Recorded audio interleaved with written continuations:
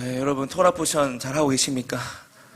제가 한 주 동안 이 토라 히브리 직역과 또 이제 개역 개정을 번갈아 가면서 보면서 이 정말 이 히브리어 직역을 보면서 이게 이 말씀의 가치를 또 새롭게 느끼게 되는 그런 한 주였던 것 같습니다.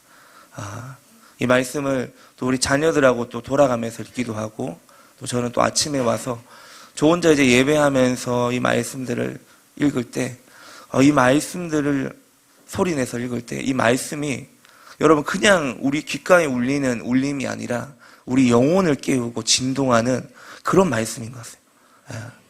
여러분 성경을 보면요, 여러분 창세기, 출애굽기, 레위기, 민수기, 신명기가 모세가 기록했어요. 근데 모세가 이 말씀들을 기록을 할 때 그 중심에 무엇이 있냐면 시내산이 있거든요.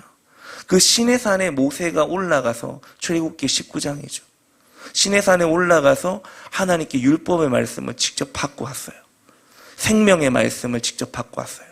그래서 성경에서는 그 말씀, 모세가 받은 그 말씀을 살아있는 말씀이다.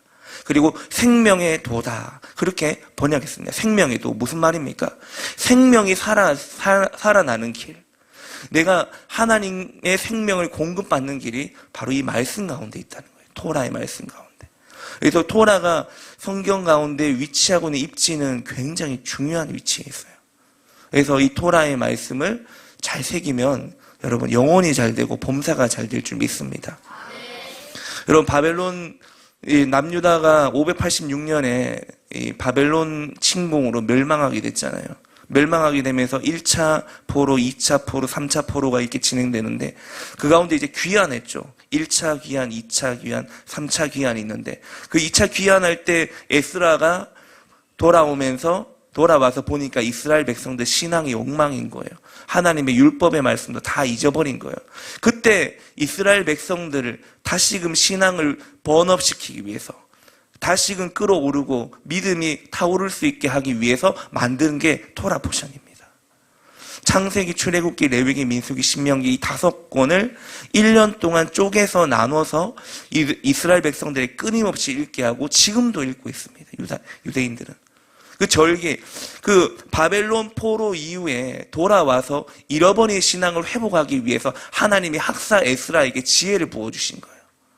어떻게 하면 이 돌아온 이스라엘 백성들로 하여금 다시금 여호와께 돌아가게 할 수 있을까? 그 고민 가운데 하나님의 학자의 영을 에스라에게 부어주셔서 에스라가 이 체계를 만든 것입니다. 이건 그냥 우연히 누가 만든 게 아니라 하나님이 에스라를 통해 만들어 놓은 것이고, 그것을 유대인들은 지금도 받아가지고 토라 포션 하고 있는 거예요. 그래서 여러분 기독교 전통이 중간에 이게 끊어져 버렸지만, 사실 많이 끊어진 게 많은데, 여러분 우리가 이걸 다시금 복구하는 것은 유대교로 돌아가는 것이 아니라 하나님이 창세 때 선택하셨던 이스라엘 백성들을 통해서 믿음의 유산을 남겨놨는데, 그 믿음의 유산을 우리가 되찾아오는 것입니다. 믿습니까?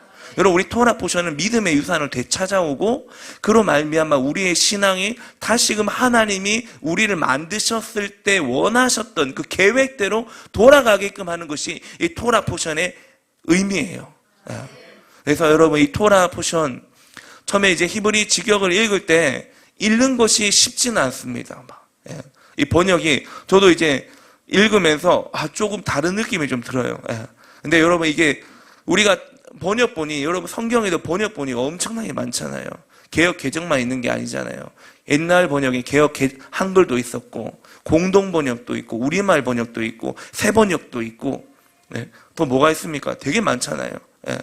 그 번역도 있고, 영어 번역도 얼마나 많습니까? NIV만 있는 게 아니죠. NASB도 있고, 여러 가지 영어 번역이 있는 것처럼 그 중에 또 하나의 번역인데, 우리가 이제 히브리 직역으로 같이 이제 이 토라 포션을 하게 되는 겁니다. 그래서 익숙하진 않지만 저는 이 히브리 직역을 보고 그 오른쪽이나 왼쪽에 보면 이제 히브리어 단어를 풀이를 해놨지 않습니까?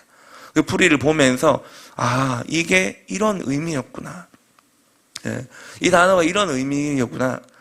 히브리어의 그 자음과 모음으로 이루어진 이 말씀들이 이런 의미가 있었구나. 또 파자에서 설명도 해놓고, 그걸 보면서, 굉장히 저는, 이게 정말, 우리가 하나님이 우리가 이제 히브리어 직역으로 읽고 또 저는 이제 히브리어를 공부를 하고 있는데, 하나님께서 이제 이 히브리어로 우리가 성경을 이해하고 가까이 가는 것이 하나님이 얼마나 기뻐하시는 일인가, 그것을 제가 느낄 수 있는 그런 시간이었습니다. 그래서 여러분, 꼭 아침에, 저녁에 하는 집도 있더라고요. 성경과 같이 하나님이 천지를 창조하실 때 저녁이 되고 아침이 되니 이런 첫째 날이네 그랬죠. 그래서 이제 저녁에 이제 토라 포션을 하는 가정들이 있더라고요. 저녁에 하셔도 좋고, 아침에 하셔도 좋고. 저녁에 하려면 그 다음날 미리 땡겨서 읽어야 되겠죠. 그래서, 어떻게 하든지 간에 우리 공동체 모두가 한 사람도 빠짐없이 이 토라의 말씀들을 가까이 해서, 하나님 말씀을 가까이 함을 통해서 그 말씀이 우리에게 주시는 음성들. 그러니까 여러분 이 큐티를 하면은 뭐 좋죠. 저도 이제 큐티를 오랫동안 해왔고 큐티를 오랫동안 설교를 했지만은 큐티는 굉장히 접근 자체가 인본주의적이 될 수 있습니다. 목회자인 저는 본문을 다 이해하고 앞뒤 내용을 다 알고 설교하는 거지만 대개는 성도들은 하루 건너뛰고 일주일에 한두 번 이렇게 이제 큐티를 하게 되면 이 큐티 본문 내용이 굉장히 이 하나님께서 원래 의도하신 문맥과 의도를 벗어나서 자기 뜻대로 해석할 수 있어요. 그게 큐티가 굉장히 위험한 부분이거든요. 그게 인본주의적인 겁니다. 그러나 이 토라의 말씀 우리가 이제 매일마다 묵상하게 되면 이 토라 말씀 안에서 하나님의 관점으로, 신본주의 관점으로 우리가 토라를 접하게 되기 때문에 하나님의 의도, 그리고 하나님이 우리를 향한 형상, 우리를 만드시고 지으실 때 원래 의도하셨던 그 형상대로 회복되는 것이 이 토라의 말씀입니다. 믿습니까? 그래서 우리가 이 토라를 가까이 할 때 여러분 하나님께서 더 깊이 우리를 만져주시고 정말 하나님이 정말 우리를 부르시고 우리를 우리를 부르시고 구원하셨던 그 원래 의도대로 우리가 이 형상이 회복되는 그런 시간이 되게 될 줄로 믿습니다. 오늘 톨레도트 노아흐라는 제목으로 준비했는데요. 창세기 5장 1절부터 11절 그리고 28절로 32절 좀 길어서 전체 다 읽고 싶지만 길어서 이제 이 정도만 읽겠습니다. 우리 1절부터 보겠습니다. 교독할게요. 이것은 아담의 계보를 적은 책이니라. 하나님이 사람을 창조하실 때 하나님의 모양대로 지으시고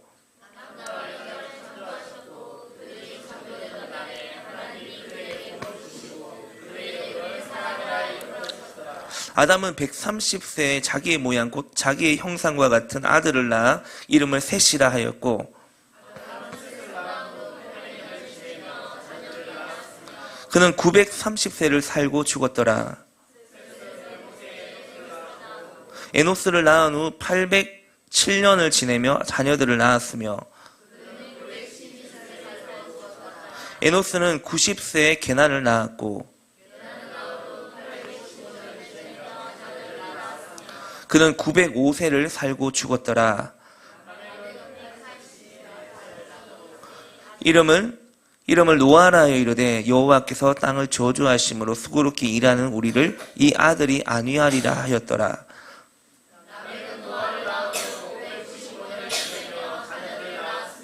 그는 777세를 살고 죽었더라. 노아는 500세 된 후에 셈과 함과 야벳을 낳았더라. 아멘. 제가 영상 하나 준비했는데 요거 5분 안 되거든요. 요거 영상 하나 보고 말씀 전하도록 하겠습니다. 우리가 진화된 건지 창조된 건지 나는 어디서부터 왔느냐는 거지. 우연히 정말 인류의 역사가 20만 현대 인류가 20만 년 전에 나왔더라고. 우리 학교에서 가르치는데 우연히 오랜 세월을 거치면서 우리 어머니 아버지가 하필이면 만나셔가지고 우연히 또 내가 태어나서 네. 자, 이거 오늘 지금 이제 세계관에 대한 이야기 좀 하다가 족보 이야기로 들어가서 이제 마칠 건데, 오늘 조금 설교가 좀 어려울 수 있습니다. 그래서 정신 바짝 차리시고 들어야 됩니다. 자, 지금 방금 나온 이분은 누구냐면은 한동대학교 생명과학부 교수님입니다. 이 교수님인데 이분이 이제 진화론과 창조론에 대해서 이야기를 해서 이거는 믿음에 대한 이야기다. 예, 믿음에 대한 이야기다. 이렇게 이야기했습니다. 제가 지난번에도 국회의원, 그게 안창호 대법원장이, 그 국회에서 국회의원이 막 질문할 때 국회의원이 전도사님이거든요. 그분이 전도사님 출신입니다. 샌프란시스코대에서 신학을 전공하고 MDB를 전공했던 전도사님인데 그 전도사님이 뭐라고 했냐면은 공통적으로 뭐 몇십억 년은 아니더라도 20만 년 전이라도, 20만 년 전이라도 어떻게 이제 이렇게 지구가 형성되고 진화가 됐다는 것을 믿지 않느냐, 이제 이렇게 질문했을 때 안창호 이제 대법원장이 그렇게 대답했잖아요. 나는 창조론을 믿는다. 그 진화를 왜 안 믿냐라고 따진 사람은 전도사인데, 창조론 믿는다고 답한 사람은 장로님입니다. 아주 이렇게 희한한 일들이 일어나고 있는데, 제가 오늘 이제 이 신념, 이제 믿음에 대해서 좀 우리가 같이 살펴보고, 또 이제 노아의 족보를 통해서 뿌리에 대해서, 그럼 우리의 뿌리는 어딘가 도대체, 거기에 대한 이야기를 제가 좀 하고 싶어요. 제가 좀 요즘 이제 좀 특별한 체험들을 좀 많이 합니다. 제가 지금 대학 신대원까지 졸업했지만 지금 학교까지 다니고 있잖아요. 다시 수요일마다 제가 지금 대전에 가요. 학교 가는데 학교 가서 이제 수업 하나 딱 듣고 오거든요. 지금은 이제 조직신학이라는 수업을 제가 이제 공부를 하고 옵니다. 지난주에 하나의문에 갔는데 시험 잘 치고 왔고, 네, 잘 치고 왔는데, 이 대전에 가니까 좀 신기한 게 많아요. 신기한 게 많은데, 제가 다니는 학교는 창조박물관에 있습니다. 창조박물관에 있어서 이제 거기 건물에 지하에 그 시즌 때 오픈을 하더라고요. 지금은 이제 그 박물관 자료들을 전부 다 철수를 했는데, 또 언젠가는 또 이제 그 시즌이 딱 되면은 그 오픈을 하더라고요. 지금 제가 몇 번 가봤는데 오픈 안 하고 입구에 이제 서적이나 자료들 몇 개지만 이제 정리를 딱 해놓고 그렇게 해놨는데, 뭐 저희 학교 같은 경우에 이제 창조박물관이 있고요. 제가 또 한 가지 좀 깜짝 놀란 게 뭐냐면, 대전에 가니까 여러분 그거 아십니까? 족보박물관이 있습니다. 대전에 족보박물관이 있어요. 제가 아직 가보진 못했습니다. 제가 가보려고 지금 생각은 하고 있는데, 학교 가는 길하고 정반대 길에 있어가지고 제가 가진 못했는데, 족보박물관이라고 있습니다. 여러분, 이 족보라는 히브리 단어가 톨레도트예요. 톨레도트. 오늘 토라를 읽으신 분들은 아시겠지만 톨레도트라는 단어가 족보입니다. 계보. 거기서 제가 오늘 설교 제목을 좀 따갖고 왔는데, 여러분, 족보만 모아놓은 박물관이 있어요, 우리나라에. 그만큼 우리나라 사람들이 중요하게 여기는 것 중에 하나가 뭐냐면은 족보입니다. 가문의 족보. 족보박물관이 대전에 어느 공원에 있어요. 어느 공원에 가면은 족보박물관이 있습니다. 근데 그 공원 이름이 뭔지 아세요? 혹시 아세요? 혹시 대전에 살다 오신 분 계세요? 그 공원 이름이 뭐냐면은 뿌리입니다. 뿌리공원이에요. 뿌리공원에 족보박물관이 있습니다. 그러니까 굉장히 좀, 그렇죠. 딱 느껴지죠. 뿌리공원에 가면 내 가문의 뿌리는 누구인가? 우리 한국의 뿌리는 누구인가? 그걸 이제 상기시키게끔 해서 그렇게 족보박물관을 만들어 놓은 것 같아요. 여러분, 서울에 있는 국립중앙도서관에 가면요, 족보가 몇 권이 있냐면 13,000권이 있답니다. 13,000권이. 제가 찾아봤어요. 13,000권 정도가 족보가 보관되어 있어요. 물론 외국에도 족보학회나 족보 전문 도서관을 두면서 족보에 관심을 가진 나라들이 있긴 있어요. 근데 우리나라처럼 가문마다 족보를 책으로 만들어 보관하는 정도는 아니라고 합니다. 그만큼 우리나라는 족보에 관심이 많다는 거야. 너 어디 박씨야? 박씨는 하나밖에 없나요? 아니죠. 손씨 어디 손씨예요? 밀양 손씨예요? 맞아요? 네. 할렐루야. 축복합니다. 나 잘 몰라요. 나 경주 김씨밖에 모릅니다. 네. 저희도, 목사님도요, 경주에 있는 집에 가면요, 아버지 댁에 가면 족보가 있어요. 족보가 한 20권 정도 있어요. 저희 아버지 굉장히 소중하게 생각하시거든요. 족보가 한 20권 정도가 서재에 있습니다. 저는 봐도 잘 몰라요. 아버지가 어릴 때 그 족보 펼쳐놓고 우리 할아버지 누구 그 위에 누구 막 올라가요. 확 올라가면은 신라 시대의 춘추왕이 있어요. 김춘추. 예, 저희 할아버지거든요. 그래서 아버지가 하는 말 우리는 왕의 집안이다 이렇게 이야기하시고 네, 예, 그렇게 이야기하시고 뭐 굉장히 그런 이제 그런 게 있어요. 프라이드가 있는데 뭐 전혀 필요 없는 프라이드인데 그런 프라이드가 있어요. 예. 가문마다 너 어디 김씨냐, 너 어디 뭐 신씨냐 그렇게 이야기하죠. 뭐 이렇게 그런 이제 어떤 그런 족보를 중요하게 여기는 그런 민족이란 말이에요. 근데 우리나라만큼 족보를 중요하게 여기는 민족이 있는데 그 민족이 바로 유대인입니다. 유대인이 족보를 굉장히 중요하게 여겨요. 자, 오늘 본문 1절에 보면 아담의 계보라는 말이 나옵니다. 이 계보는 족보란 말이에요. 여러분 성경 66권 중에 첫 번째 책인 창세기에는요 족보가 몇 개나 나오냐면 4장에 나오고 5장에 나오고 10장에 나오고 11장에 나오고 뒤에 또 나와요. 그리고 역대상에 보면요 역대상의 시작이 뭐예요? 족보예요. 1장부터 9장까지 다 족보 이야기입니다. 사람의 이름이 나열된 족보장이에요. 그리고 여러분 신약 성경의 첫 번째 책 마태복음 1장 시작이 뭐예요? 족보예요, 족보. 예수 그리스도의 족보예요. 14대 이게 끊어가지고 족보 이야기를 한다고요. 이렇게 성경이 족보를 중요하게 여겨요. 족보를 중요하게 여기는 이유는 뭐냐면 족보는 나의 근원에 대한 이야기이기도 하지만 인류 기원에 대한 이야기이기 때문에 그런 거예요. 지금의 나라는 존재는 어느 족보책의 일부분이에요. 여러분 족보에 보면요 내 가문을 만든 조상이 누구인지 나오는데 그걸 보고 사람들은 나는 어느 가문의 몇 대 손이다 이렇게 말을 많이 합니다. 저는 경주 김씨예요. 경주 김씨는요 파가 많아요. 막 무슨 파 이런데 저는 수은공파 39대 손이거든요.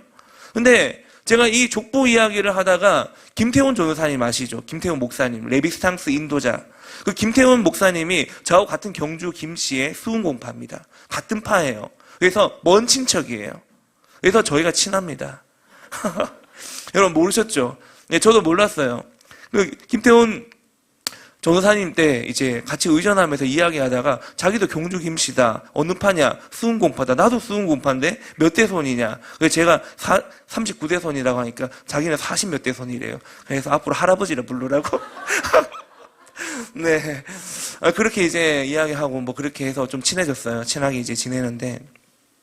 여러분, 그런데 이제 우리가 한 가지 기억해야 되는 것이 있는데, 내 가문을 처음 만들었다고 하는 그분도 사실은 누군가의 후손이라는 거예요. 뭐, 저 경주김가 같은 경우에는 쭉 올라가면 이제 김할지라고 해요. 뭐, 아래서 태어난 사람. 막 그런데, 뭐 그런 존재가 있어요. 예. 근데 결국에는 그 위에 할아버지도 누군가의 후손이었단 말이에요. 이 말은 무슨 말이냐? 진짜 조상은 따로 있다는 거예요. 내 가문의 조상이라고 하는 그분이 어느 날 하늘에 뚝 떨어진 존재입니까? 아니잖아요. 우리처럼 아버지가 있고 할아버지가 있었다는 거예요. 그렇게 계속 올라가면 내 가문의 진짜 조상은 누군가? 원숭이인가요? 막 이렇게 막 기어다니는 사람? 학교에서 가르치는 것처럼? 진화론 가르치니까 제가 우리 소현 쌤한테 창조론 좀 가르쳐달라 그러니까 학교 교과서는 다 진화론이래요. 진화론. 여러분 우리 가문의 진짜 조상은 누군가요? 원숭이에요? 막 이러는 원숭이인가? 아니잖아. 여러분 학교 교과서에 나오는 진화론에 의하면 사람은 원숭이에서 진화된 존재라고 하는데 이 말은 결국 내 가문의 시조는 누구예요? 원숭이란 말이에요. 이 말은. 여러분의 조상이 원숭이면은 여러분이 주일날 예배할 때 사실은 이곳에 오면 안 되고 동물원에 가야 되겠죠. 이게 말이 안 되는 거예요. 말이 안 되는 거. 근데 그걸 이제 학교에서 가르치고 있다는 거예요. 여러분 이 말은 이 지구상에 존재했던 최초의 사람은 누구인가 하는 거. 이게 중요한 건데 그 사람이 진짜 내 가문의 시조가 되고 나의 조상이 되는 건데 자 성경은 그 사람을 1절에 나오는 누구라고 합니까? 아담이라고 해요. 아담이라고. 자 따라합니다. 나의 할아버지는 진짜 할아버지는 아담이다. 네. 자 오늘 본문 1절 중간에 보면 뭐라고 하냐면 하나님이 사람을 창조하실 때라는 말이 나와요. 하나님이 사람을 창조하실 때 하나님의 형상과 모양대로 창조한 최초의 사람이 남자는 아담이고 여자는 하와예요. 여러분, 아담의 계보라고 나오잖아요. 아담의 계보라는 말은요, 결국 인류 역사의 족보라는 말이에요. 물론 이 족보가 이 당시 사람들의 전부는 아닙니다. 전부는 아니에요. 성경의 족보는 믿음의 계보입니다. 그 시대의 모든 사람의 족보를 다 적은 게 아니에요. 어느 시대나 그렇지만 당시에 이 두 계열의 사람들이 살고 있었어요. 두 계열이 있었습니다. 오늘 본문 4절에 나오듯이 아담의 아들 중에 셋의 계열, 그러니까 하나, 둘, 셋의 계열의 사람들의 족보가 나옵니다. 여러분, 예수님을 믿고 하나님의 자녀가 되면 셋 계열의 후손이 돼요. 오늘 본문은 그리스도인들의 영적인 족보에 대한 이야기인데, 내 가문의 조상에 대해 아는 것도 중요해요. 그러나 그보다 더 중요한 것은 모든 인류의 조상이 누구인가? 이게 중요하다는 거예요. 오늘 알겠니? 모든 인류의 조상이 중요한 거야. 너 잘 듣는다, 오늘. 응? 왜냐하면 이것은 우리의 인생이 어디에서 와서 어디로 가는지 인생의 의미와 본질에 대한 것이기 때문이에요. 여러분, 세상은 인생의 재미를 강조합니다. 그래서 인생은 즐거워야 돼. 예. 즐거워, 재밌어야 돼. 그러나 성경은요, 인생에 대해 뭘 가리키는 줄 아세요? 인생의 의미를 가리킵니다. 의미. 너 어떤 의미를 가지고 인생을 살 거냐? 여러분, 성경을 통해 인생의 참된 의미를 알게 되면 인생의 진정한 기쁨과 즐거움이 어디에 있는지도 발견하게 된다는 거예요. 사람이 원숭이에서 진화되어 오늘날과 같은 모습이 되었다면 하나님이 필요가 없어요. 그러나 만약에 진화론이 과학적으로 검증된 사실이 아니라 검증되지 않은 가설에 불과하다면 최초의 인간에 대해 설명할 수 있는 것은 성경에서 말하는 창조주 하나님밖에 없어요. 여러분, 설교 전에 본 영상의 제목이 뭐냐면요, 진화론은 과학이고 창조론은 신앙인가? 라는 제목입니다. 정답 뭐예요? 그게 아니라는 거예요. 진화론은 과학이고 창조론은 신앙인가? 그거 아니라는 겁니다. 진화론을 과학이라고 말하는 분들이 많지만 사실은 진화론도 창조론처럼 믿느냐 믿지 않느냐의 문제입니다. 다시 말하면 신앙의 문제라는 거예요.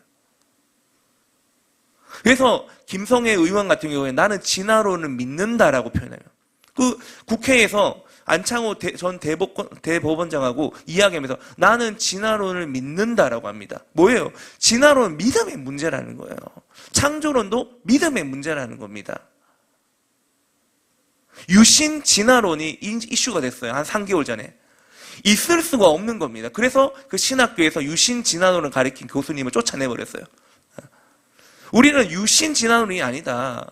우리는 창조 신앙을 믿는다. 왜 그걸 계속 가르치느냐? 학생들 가르치지 마라. 계속 권면하고 이야기했지만 말 듣지 않고 자기 마음대로 그렇게 유신 진화론 가르쳐서 쫓아냈어요. 근데 여러분, 이런 일들이 신학교 안에도 일어나고 있고 한국 교회 안에도 일어나고 있습니다. 그 사람은 대표적인 거고 지금 이런 사람들이 되게 많아요. 신학자만 그런 게 아니라 교회 목사님들도 많습니다. 그러니까 이제 문제인 거예요. 여러분, 진화론을 과학이라고 말하는 분들이 있지만 진화론도 창조론처럼 믿느냐 믿지 않느냐의 문제예요. 이 말은 진화론도 창조론처럼 신앙의 영역이라는 거예요. 신앙의 영역. 사람들은 과학자의 말이라면 다 과학적으로 증명된 사실인 것처럼 생각을 해요. 근데 진화론은요, 검증되지 않은 가설입니다. 어떻게 증명할 거예요? 10만 년이든 뭐 1억 년이든 20억 년 전이든 어떻게 증명할 겁니까? 증명할 수 있는 툴이 없잖아요. 우주의 기원을 설명하기 위해 과학자들이 말하는 빅뱅 이론이라는 게 있어요. 이 빅뱅 이론에 의하면 약 138억 년 전에 빅뱅, 즉 큰 폭발로 우주가 탄생했는데 우주에서 나온 여러 가지 물질들이 모여서 별이 됐다고 합니다. 그 별들이 만들어낸 가스 덩어리와 먼지들이 모여 태양과 지구가 만들어지고, 그러던 어느 날 우연히 생겨난 세포 하나가 진화가 돼서 각종 다양한 생물과 생명체가 되고, 또 그것이 진화해서 결국 사람이 됐다는 것이 빅뱅 이론이에요. 빅뱅 이론. 그래서 여러분, 고등학교 과학 교과서에 보면요, 별에서 온 우리라는 제목의 챕터가 있어요.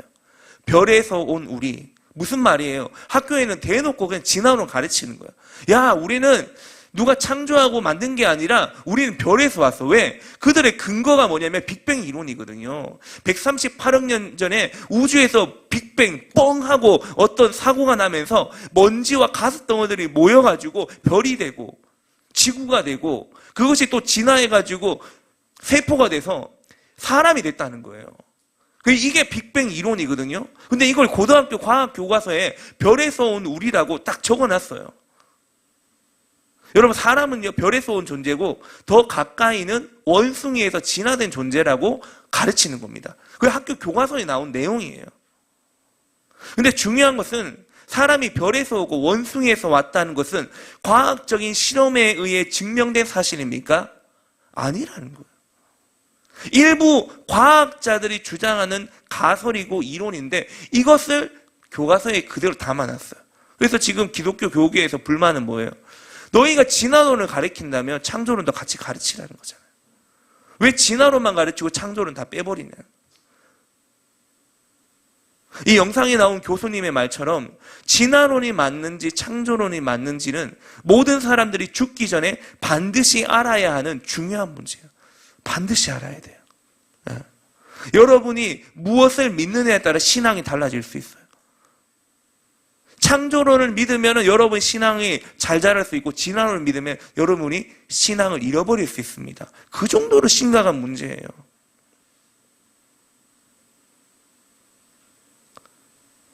우리의 생명이 어디에서 와서 어디로 가는지에 대한 문제입니다.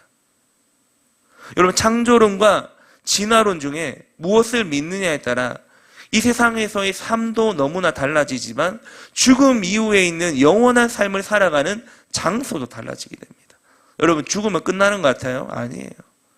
영원히 거하는 곳이 있습니다. 근데 거기가 천국이 될 수 있고 지옥이 될 수 있어요. 그래서 여러분, 이거 우리가 무엇을 믿느냐, 이게 굉장히 지금 중요한 겁니다. 그러니까 학교에서는 공립학교라고 국립학교라고 하면서 사상교육을 하고 종교교육을 하는 거예요. 진화론 교육을 하는 거예요. 이 문제인 거죠. 심각한 문제. 여러분, 사람은요, 성경은 사람을 원숭이에 비교하지 않아요. 성경은 사람은 창조주 하나님의 형상과 모양대로 지음받은 하나님처럼 영원히 살 수 있는 지극히 존귀하고 거룩한 존재라고 말하고 있습니다. 하나님의 형상과 모양대로 지음받았다는 말은 하나님과 교제할 수 있는, 하나님을 사랑하고 하나님을 닮을 수 있는 존재로 우리가 지음을 받았다는 거예요. 여러분, 요한복음 4장 24절을 보세요. 하나님은 영이시니 예배하는 자가 영과 진리로 예배할지니라.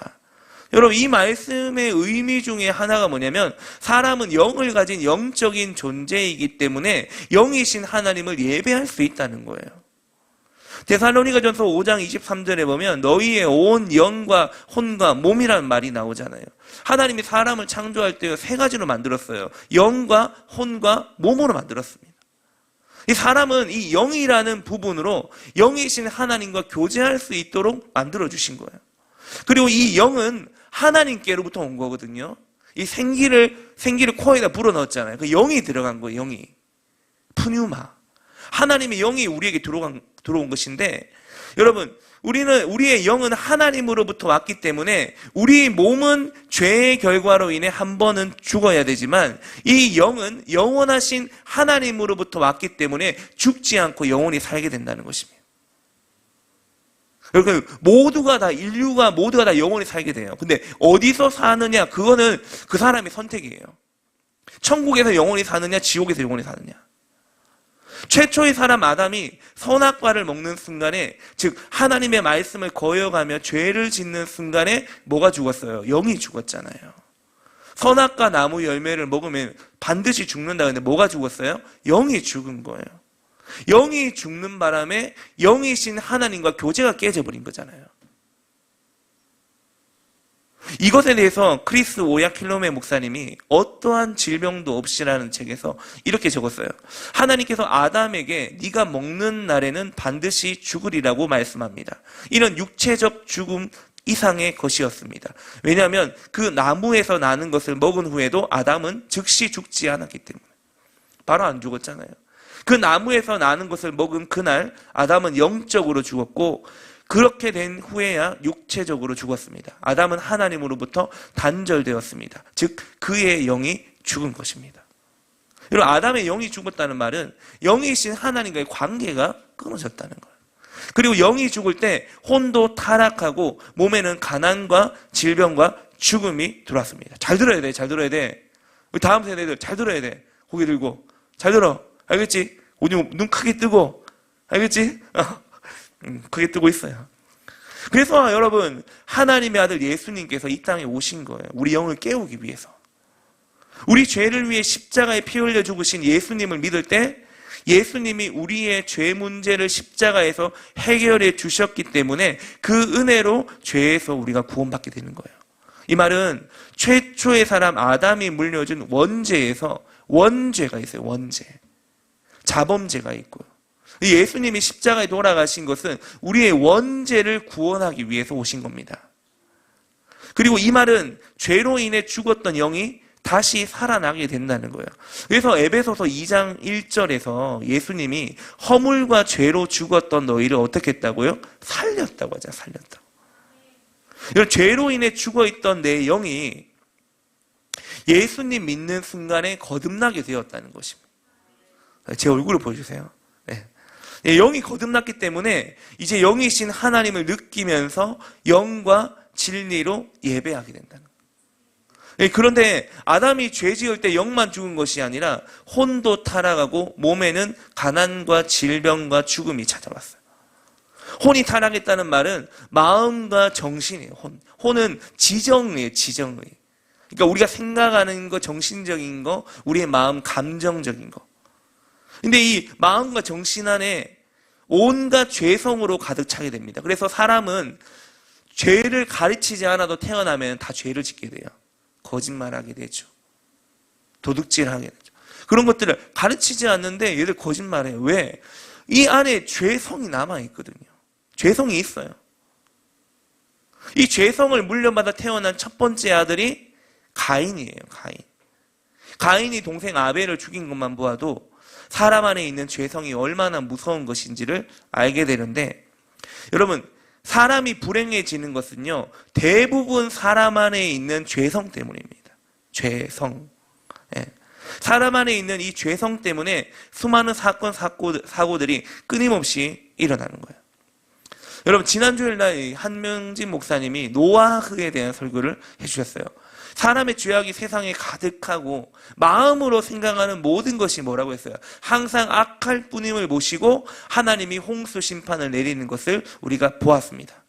자, 오늘 본문에 나오듯이 노아는 아담의 몇 대 손이냐면, 여러분 이 족보 계산을 해보면요, 노아는 아담의 몇 대 손인 줄 아세요?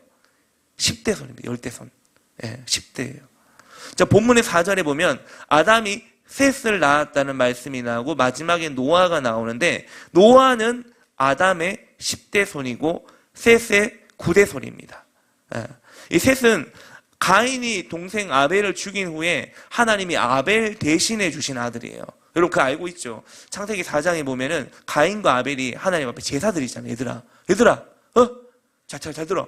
자, 창세기 4장에 보면 가인과 아벨이 하나님께 제사 드리잖아. 근데 하나님이 누구 제사만 받았어? 잘 몰라. 아니, 나 대답을 하라니까. 누구 제사를 받았어요? 어려워. 네. 아벨이잖아, 아벨. 근데 아벨이 제사 드리고 난 다음에 어떻게 됐어? 죽었잖아. 누가 죽였어요? 가인이 죽였잖아요. 그래서 하나님이 이 아벨의 믿음의 유업을 흘려보내기 위해서 택한 사람이 누구냐면 셋이었어요, 셋. 네. 셋이에요. 그래서 하나님이 예배하는 가문을 다시금 일으키기 위해서 이제 아벨 다음에 셋을 주셨는데, 오늘 본문 4절에 보면 아담은 셋을 낳은 후에 800년을 지내며 다른 자녀들도 많이 낳았지만 성경은 셋 이야기만 하고 있습니다. 여러분, 아담이요, 가인과 아벨만 낳았겠습니까? 아니에요. 생육하고 번성하고 땅에 충만하라 그랬죠. 아담은 자녀를 엄청 많이 낳았습니다. 대표적인 이야기를 하는 거예요. 가인과 아벨 이야기라고. 그리고 아벨이 죽고 난 다음에 자녀를 많이 낳았어요. 그렇지만 그 가운데 택한 사람이 셋인 겁니다. 이 셋의 가문은 다른 자녀들과 다르게 4장에 나오는 가인의 가문과도 다르게 하나님을 예배하는 믿는 믿음의 가문을 계속적으로 이어갔던 그런 이제 사람이에요. 그래서 창세기 4장 16절에 보면 가인이 동생 아벨을 죽인 뒤에 하나님을 떠나서 자녀들을 낳고 하는 모습이 나오는데, 창세기 4장은 인류 최초의 가정에서 나온 인류 최초의 불신자 가정에 대한 기록입니다. 어떤 가정이라고요?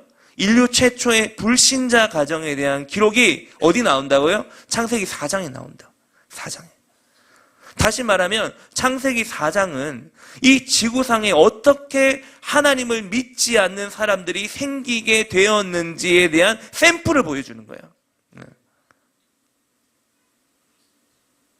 불신자의 족보를 보여주는 겁니다. 오늘 본문인 5장은 믿는 가문의 족보를 보여줍니다. 4장은 보세요, 여러분. 가인 이후에 라멜, 전부 이 불신 가문에 대한 이야기를 적어요. 근데 5장은 믿는 가문에 대한 이야기.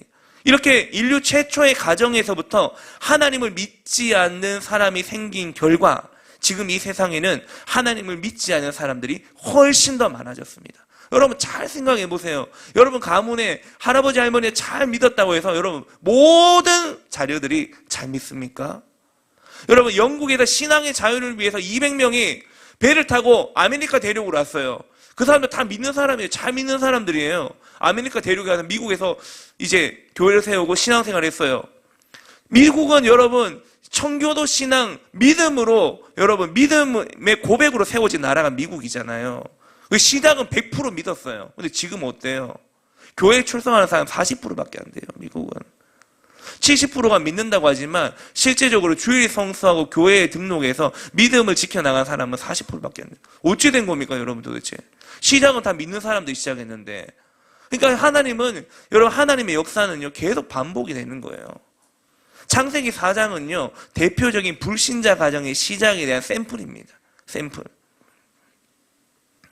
여러분 성경 맨 마지막 책이 뭐예요? 요한계시록이잖아요. 요한계시록 보면 천국에 들어간 사람들이 어떤 일을 합니까? 요한계시록 보면 천국에 들어가면 여러분 예배하는 이야기예요. 예배하는 이야기. 예배하는 모습이 많이 나와요. 무슨 말이에요? 천국은요 예배자들이 가는 나라라는 거예요.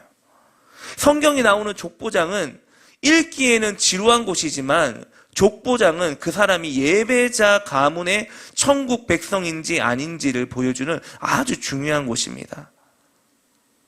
여러분 이 세상에 태어나는 모든 사람은 창세기 4장에 나오는 가인의 후손이 되든지 아니면 5장에 나오는 셋의 후손이 되든지 둘 중에 하나입니다.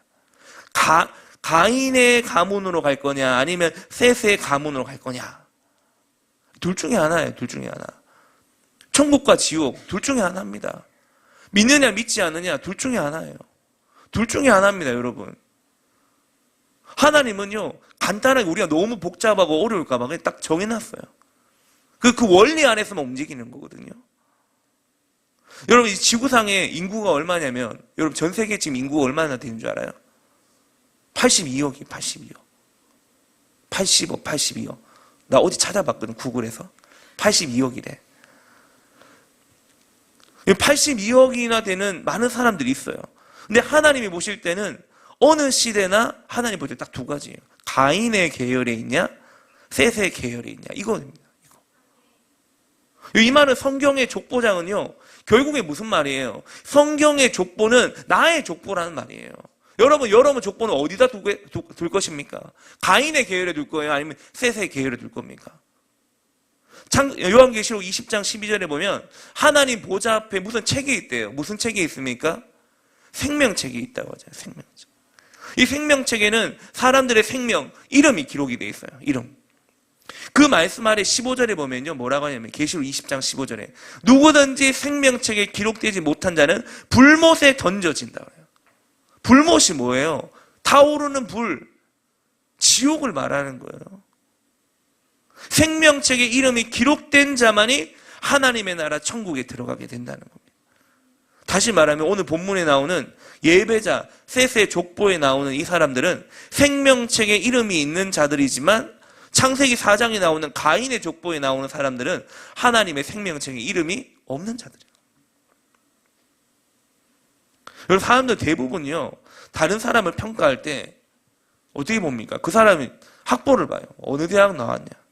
어느 회사 나왔냐? 다니냐? 집은 몇 평이나? 어느 동네 사느냐?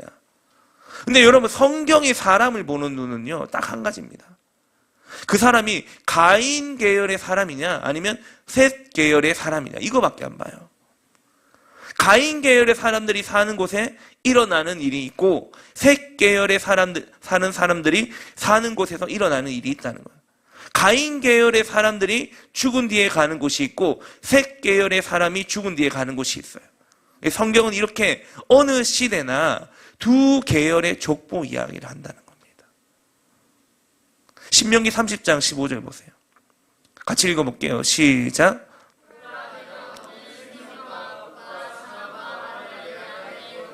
여러분, 하나님도요, 우리 앞에 두 가지밖에 안 뒀습니다. 뭐 굉장히 많이 둔 것 같습니까? 아니에요. 다 정리해보면요, 이 두 가지밖에 없어요. 생명과 복의 길, 똑같은 말이에요. 사망과 화, 똑같은 말이에요. 생명의 길을 갈 것이냐, 사망의 길을 갈 것이냐, 가인의 길을 갈 것이냐, 셋의 길을 갈 것이냐, 내가 정하는 거, 내가 정하는 거. 여러분, 부모가 예수 잘 믿는다고 자녀가 잘 믿습니까? 뭐 장로교는 억지로 이제 태어나자마자 유아세를 주죠. 근데 유아세례가 성경적 근거가 그렇게 있는 건 아니에요. 이제 뭐 이스라엘 백성들이 8일 만에 할례 받았다는 그 이야기를 가지고 유아세례를 주긴 하는데, 그게 그닥 이해는 되지 않습니다. 그러나 이제 뭐 제가 통합에 있을 때 주라고 하니까 다 주니까 좋지만, 사실적으로 여러분의 자녀들의 신앙은 여러분이 예수님을 믿는 믿음의 확신이 있어야 돼요. 여러분이 확신을 가지고 믿음의 고백을 하고, 그렇게 해서 목사님하고 면담하고 여러분의 신앙의 고백으로 침례를 받는 것입니다. 그게 정상이에요. 정상이라고. 누가 결정하는 겁니까? 내가 결정하는 겁니다. 여러분들이 믿음 가운데 잘 자라가서 셋의 계열이 될 수 있게 축원합니다. 그래서 여러분, 부모님은요, 잘 가르쳐야 돼요. 신명기 6장 4절로 9절 말씀처럼 길을 갈 때나 누워있을 때나 잠을 잘 때나 어디서나 끊임없이 자녀들에게 말씀을 가르쳐야 돼요. 무슨 말이에요? 토라 포션 해야 된다. 끊임없이 부모님이 토라 가르쳐야 된다. 창세기 5장 30절, 오늘 본문 보세요. 30절에서 32절 같이 한번 읽어볼게요. 앞에 보고 시작. 라멕은 노아를 낳은 후 그는 777세를 살고 죽었더라. 노아는 500세 된 후에 셈과 함과 야벳을 낳았더라. 자, 여러분, 노아가요, 창세기 5장의 족보의 마지막 인물입니다.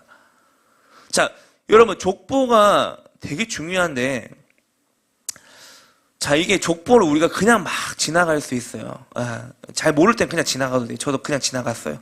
근데 제가 이제 족보가 하이라이트 됐던 시간이 있었어요. 한 2, 3년 전에 족보가 굉장히 중요하다는 것을 제가 느끼게 된 적이 있었는데, 여러분, 이 노아는 최초의 사람인 아담의 10대 손입니다. 계산을 해보면. 근데 아담이 930세에 죽고 126년이 지나고 난 다음에 노아가 태어나요. 아담이 죽고 난 다음에.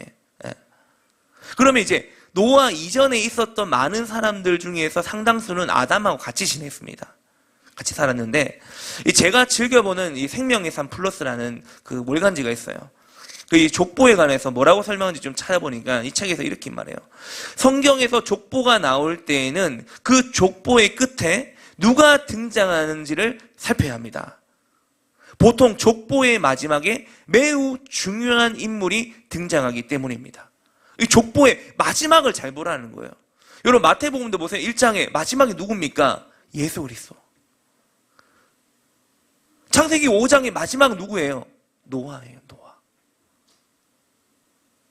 이 족보 마지막에 나오는 그 인물이 다음 이야기의 주인공이라는 겁니다.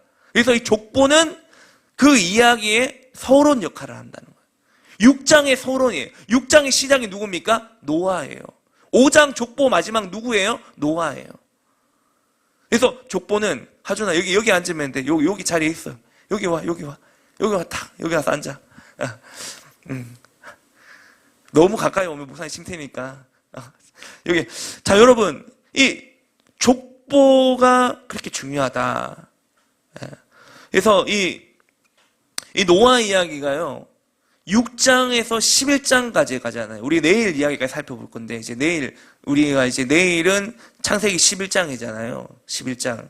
이제 바벨탑 짓는.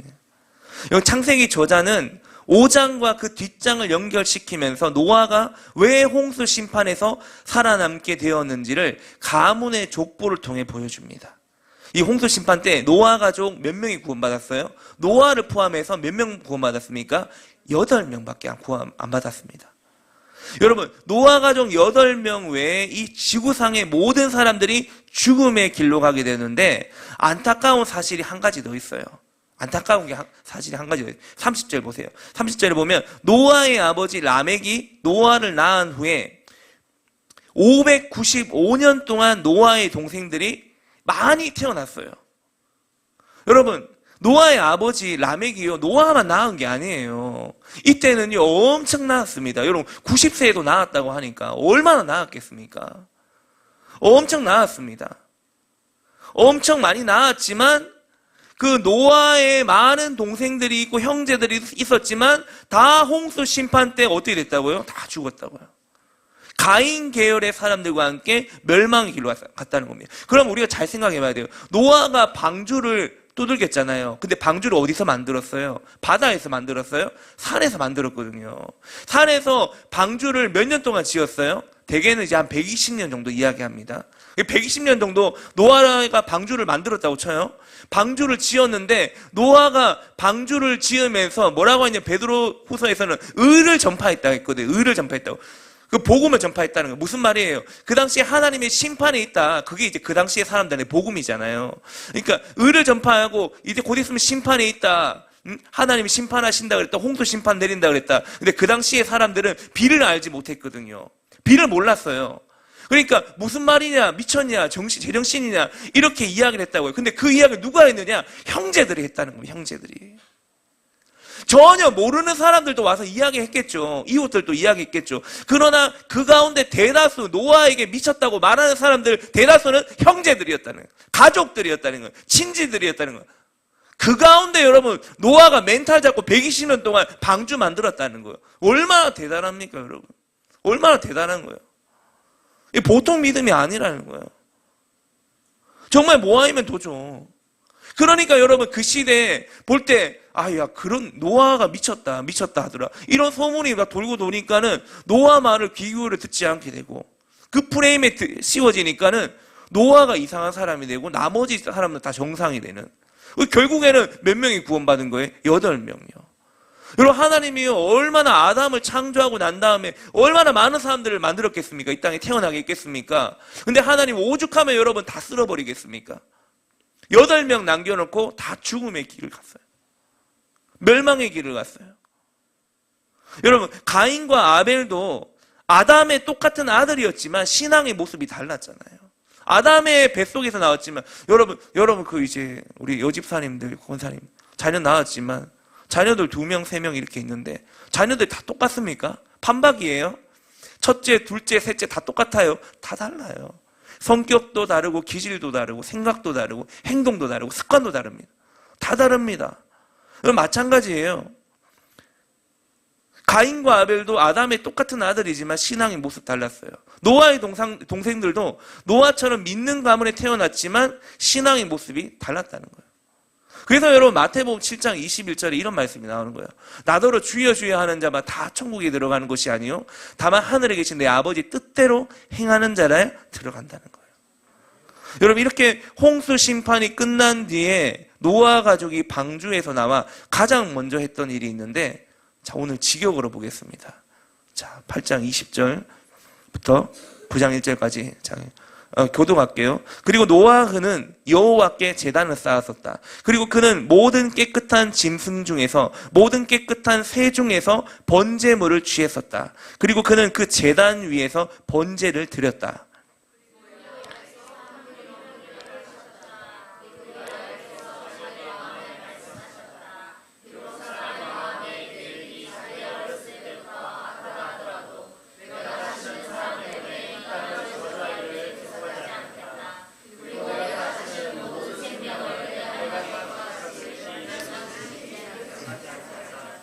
땅의 모든 날들이 있는 동안에는 씨 뿌리는 일, 그리고 추수하는 일, 그리고 추위, 그리고 더위, 그리고 여름, 그리고 겨울, 그리고 낮, 그리고 밤이 쉽지 않게 하겠다. 그리고 하나님께서 노아흐와 그의 아들들을 축복하셨다. 그리고 그가 그들에게 말씀하셨다. 열매를 맺어라. 그리고 번성하라. 땅을 채워라. 여러분, 홍수 심판 이후에 방주에 나온 노아 가족들은 가장 먼저 뭘 했습니까? 제단을 쌓았어요. 예배했다는 겁니다. 1절에 나오듯이 하나님은 노아와 그 세 아들을 축복하시면서 뭐라고 합니까? 열매를 맺어라, 번성하라, 땅을 채워라 라고 명령합니다.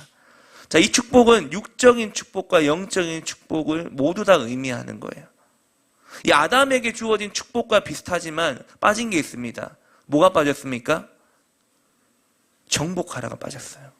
아담에게는 정복하라고 했죠. 왜 정복하라는 게 빠졌습니까? 죄로 인해서 이 땅에 대한 다스림의 권세가 박탈당한 거거든요. 하지만 두 번째 아담으로 오신 예수님을 통해서 하늘과 땅의 모든 권세가 회복되게 됩니다. 그래서 여러분, 우리가 예수님을 믿는 우리가 이제는 신약 시대에 우리가 다스림의 권세를 계속적으로 선포하고 확장해야 됩니다. 그래서 여러분, 우리가 도시를 도는 거예요. 버스킹을 하는 겁니다. 우리에게 주신 예수님이 회복시킨 그 권세, 그걸 회복시키는 거예요. 선포하는 거예요. 가인 계열의 사람들처럼 죄의 길로 가지 말고 하나님을 예배하면서 하나님의 은혜와 축복 안에 살라는 거예요. 이렇게 노아의 가족은 하나님의 복을 받으면서 새로운 삶을 시작하게 됩니다. 창세기 10장에 나오는 족보를 보면요, 노아의 세 아들과 후손들이 유럽과 아시아와 아프리카 지역으로 퍼져나가는 모습이 나와요. 그런데 여기서 또 한 가지 우리가 생각해 봐야 될 문제가 있는데, 이 홍수 후에 이 세상에는 노아 가족 8명, 즉 하나님을 다 잘 믿는 사람들만 있었어요. 그죠? 노아의 방주에 8명 탑승했는데 그 사람들은 하나님을 잘 믿는 사람들이었어요. 근데 왜 지금 이 세상에는 이렇게 하나님을 믿지 않는 사람들이 많이 있냐는 겁니다. 하나님 다 쓸어버리고 8명만 남겨가지고 다시금 잘 믿는 사람들 모아가지고 하나님 나라를 만들려고, 이 세상을 만들려고 했는데 그 후손 중에 또 믿지 않는 사람들이 생겨난다는 겁니다. 그게 이제 여러분 내일 살펴보는 바벨탑 이야기 아닙니까? 창세기 10장에 나오는 노아의 세 아들 족보장이 끝나고요, 11장에 보면 당시 사람들이 바벨탑을 세우면서 이렇게 말해요. 뭐라고 하냐면요, 그 탑 꼭대기를 하늘에 닿게 하여 우리 이름을 내고, 이게 4절입니다. 4절이에요. 탑 꼭대기를 하늘에 닿게 해서 뭐라고 하면 우리 이름을 내고, 하나님의 이름을 하나님께 영광 올려드리는 게 아니라 우리 이름을 내고, 우리 이름을 내자라는 말은 무슨 말입니까? 우리는 먹든지 마시든지 무엇을 하든지 하나님의 영광을 위해 살아야 되잖아요. 근데 우리 이름을 내자, 이 말이 무슨 말이에요? 야, 이제 하나님이 좀 뒤로 밀고 우리가 우리 인생의 주인이 돼보자. 내가 내 인생의 주인이 돼보자. 나를 위해 살아보자. 우리를 위해 살아보자 라는 관점을 바뀌어버린 겁니다. 여러분, 이 기간이 얼마나 지났다고 또 이렇게 사람이라는 게 변질되는 겁니까? 얼마 됐다고 여러분 관점이 바뀌는 거예요. 신본주의에서 인본주의로 바뀌는 겁니까? 노아의 후손들 중에도 하나님을 거역하면서 하나님을 떠나는 사람들이 생겨났다는 거예요. 믿지 않는 가문에서 믿는 한 사람이 나와서 한 가문을 하나님께 인도하는 일들도 있지만, 이렇게 믿는 가문에서 믿지 않는 사람들이 나올 수 있다는 겁니다. 저는 너무 많이 봤어요. 너무 많이. 목회자 자녀도 예수 안 믿어요. 장로 자녀도 예수 안 믿어요. 저 너무 많이 봤어요. 너무 많이 봤어. 어떻게 이런 일이 있을 수 있냐? 근데 이게 하나님의 역사라는 거예요. 제대로 가르치지 않으면, 부모가 신앙의 유업을 제대로 물려주지 않으면 그렇게 된다는 거예요. 창세기 11장에 나오는 족보장에 보면요, 노아의 세 아들 중에 셈의 가문에서 아브라함이 태어나요. 셈의 가문에서 셈, 함, 야벳이 있잖아요. 그 셈의 가문에서 아브라함이 태어납니다. 바벨탑 사건으로 인류가 또다시 범죄의 길로 가고 있을 때 하나님은 새로운 믿음의 가문을 일으키기 위해서 아브라함을 택해요. 아브라함이었죠. 갈라디아서 3장 9절에 믿음으로 말미암는 자는 믿음이 있는 아브라함과 함께 복을 받는다. 여러분, 예수님 믿는 순간에 아브라함의 후손이 됩니다. 아브라함의 후손이 되면 아브라함이 받았던 복을 받게 된다는 겁니다. 여러분, 창세기 1장 28절에 보면 하나님이 사람을 창조하신 뒤에 가장 먼저 하신 일이 뭔지 알아요? 복을 주시며 해요. 복을 주시며. 사람을 창조하고 복을 주시며. 좀 전에 보았듯이 홍수 심판 이후에 하나님이 노아 가정에 가장 먼저 하신 일이 뭔지 알아요? 복을 주신 거예요. 그 가정에 복을 주시며. 그리고 창세기 12장에도 보면 아브라함을 택하실 때에도 너의 고향과 친척과 아비의 집을 떠나 네게 보여줄 땅으로 가라. 너를 복의 근원이 되게 할지니라. 뭐예요? 복을 주신 거예요. 여러분, 우리가요 아브라함의 후손이 되고 믿음의 후손이 되면, 자녀들이 되면 하나님 제일 먼저 복을 주신다. 자, 이것을 보면 인류를 향한 하나님의 마음은요 항상 우리에게 복을 주길 원하신다는 거예요. 하나님의 마음은요 어느 시대나 동일합니다. 노아 때든지 아담 때든지 아브라함 때든지 하나님의 마음은 하나님의 형상대로 지음받은 사람들이 하나님을 예배하면서 하나님이 주시는 복을 받길 원하는 것이 하나님의 마음이라는 거예요. 여러분, 사람은 하나님이 창조한 피조물이기 때문에요 하나님의 은혜와 축복 안에서 살아가야지 가장 이상적인 삶을 살 수 있는 겁니다. 이것을 창조주 하나님이 가장 잘 알고 계시기 때문에 하나님은 끊임없이 복을 주시려고 하지만 거절하는 사람들이 어느 시대나 있었다는 거예요. 디모데전서 2장 4절 보세요. 디모데전서 2장 4절 같이 한번 읽어볼게요. 시작. 하나님은 모든 사람이 구원을 받으며 진리를 아는 데 이르기를 원하시네. 여러분, 하나님은요 우리가 구원받는 것만 원하시는 게 아니에요. 여러분, 구원받으면 끝납니까? 그게 아니에요. 진리를 아는 데 이르러야 됩니다. 여러분, 구원만 받으면 안 되고요 이건 반쪽짜리 복음이죠. 구원만 받으면 안 되고 진리를 아는 데 이르러야 됩니다. 그래서 우리가 지금 토라 포션을 하는 이유가 뭐예요? 우리가 하나님 말씀을 더 잘 알기 위해서, 하나님이 원래 지으신 사람의 형상, 하나님의 형상을 온전히 회복하기 위해서 어떻게 해야 되는가? 이 토라의 말씀 가운데 적혀 있는 거예요. 토라의 말씀이 우리 삶의 기준이 되면은 우리의 삶 가운데 하나님의 형상이 드러나게 되는 것입니다. 여러분, 하나님은 우리를 통해 하나님의 형상이 나타나게끔 그렇게 만드셨어요. 근데 그 기준이 뭐예요? 토라예요. 토라. 말씀이에요. 물론 모든 말씀이 다 중요하지만 여러분, 창출 내민신 이 모세 오경에 있는 이 말씀만 우리 삶의 기준이 되면요 우리는 하나님의 형상을 드러낼 수 있게 되는 것입니다. 여러분, 하나님은 어느 시대나 자기가 창조한 모든 사람들이 하나님의 복을 받으며 살다가 천국의 영원한 생명을 누리길 원하신다는, 그래서 저와 여러분도 지금 이 자리에 있는 것입니다. 하나님이 저와 여러분을 셋 계열의 사람으로, 노아와 아브라함의 후손으로 부르셨습니다. 하나님 나라의 족보책인 하나님 나라의 족보책, 그게 바로 생명책이거든요. 그 생명책의 이름을 올려주고 싶어서 하나님이 사람을 창조하실 때부터 주시고 싶어 했던 그 복을 주시기 위해서. 여러분, 교회는 사람이 오라고 해서 온 것 같죠? 그러나 여러분이 우리 리빙처치를 만나게 된 그 배후에는요 하나님의 섭리와 초청이 있습니다. 여러분은 다 하나님의 초청장을 받고 이 자리에 온 거예요. 하나님은 모든 사람이 구원받기를 원하신다고 하지만 하나님은 이 세상 모든 사람들을 하나님의 집인 교회로 초청하길 원하신다는 그런 의미이기도 해요. 하나님은 이 세상의 모든 사람들을 하나님의 집인 교회로 초청하고 있습니다. 그러나 항상 하나님의 초청은 있지만 반응은 두 가지라는 거예요. 가인의 계열이 있고 셋의 계열이 있다는 거예요. 가인의 계열의 사람들은 그 초청장을 거부했지만 셋 계열의 사람들은 그 초청에 응해서 하나님 나라 족보장에 이름을 남기고 생명책에 이름을 남겼다는 거예요. 결론입니다. 예배팀 올라와 주십시오. 여러분, 셋처럼 노아처럼 아브라함처럼 그 생명이 다하는 날까지 하나님의 초청에 아멘으로 응답해서 예배자의 가문으로 살아가는 사람들이 있다는 겁니다. 근데 저는 저와 여러분이 그런 사람이 될 수 있길 축원합니다. 저와 여러분이 예배자의 가문으로 끝까지 살아갈 수 있는, 우리 자녀들에게까지 유업을 이어줄 수 있는 그런 믿음의 사람으로 자라날 수 있길 원합니다. 그래서 그 믿음의 선조들이 걸어갔던 영원한 복의 길로, 토라의 말씀을 구심점으로 삼아서 영원한 생명의 길로 나아갈 수 있는 우리 모두가 될 수 있기를 축원합니다. 여러분, 우리 일어나서 같이 한번 이 찬양하면 좋겠는데, 그 더 블레싱이라는 찬양입니다.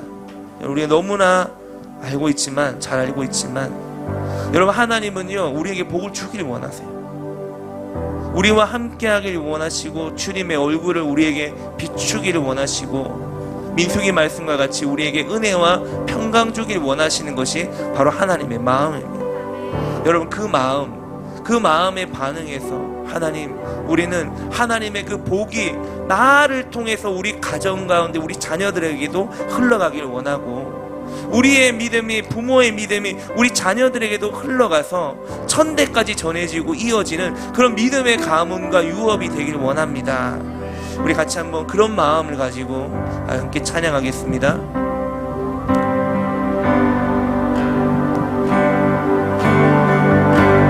복 주고 지키며 그 얼굴을 내게로 향하여사 은혜와 평강을 내리시네.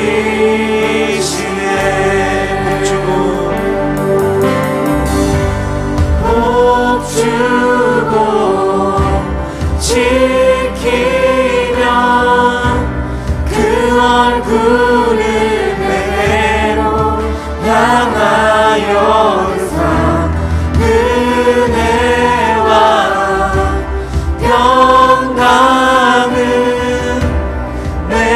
내리시네.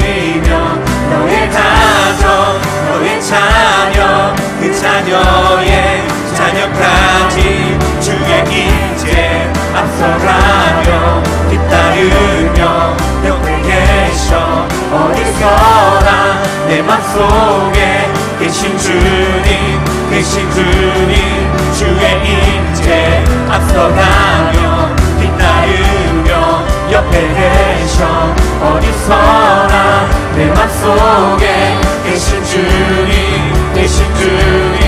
주의 인재 앞서가며 뒤따르며 옆에 계셔 어디서나 내 맘속에 계신 주님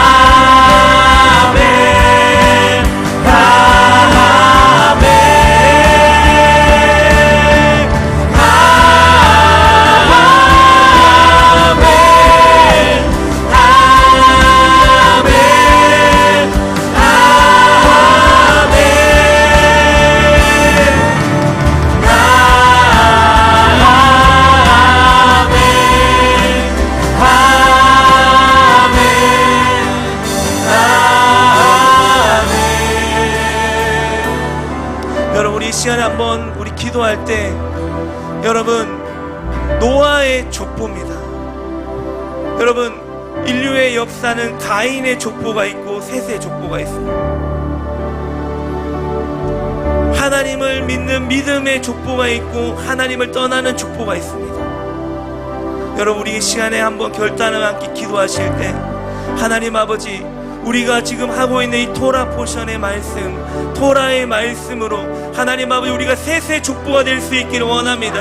노아의 가문을 일으키기를 원합니다. 하나님 아버지 우리의 믿음이 당대의 믿음으로 끝나는 것이 아니라 우리 자녀들에게 이 토라의 말씀을 전수하여서 우리 아이들이 어릴 때부터 하나님의 말씀에 이 토라의 말씀으로 기준점을 세우고 토라 앞에 세워져서 하나님 아버지 우리의 믿음이 우리 자녀들에게 흘러가게 하여 주십시오. 우리 어른들의 시니어 세대의 믿음이 우리 다음 세대에게 흘러갈지어다. 우리 공동체가 토라의 말씀에 구심점을 담아서 우리 모든 세대가 믿음의 유업을 받는 세대로 세워질지어다. 우리 다 함께 두 손 들고 주여 한번 외치고 기도하겠습니다. 주여 주님 하나님 아버지 주님 토라를 하나님 아버지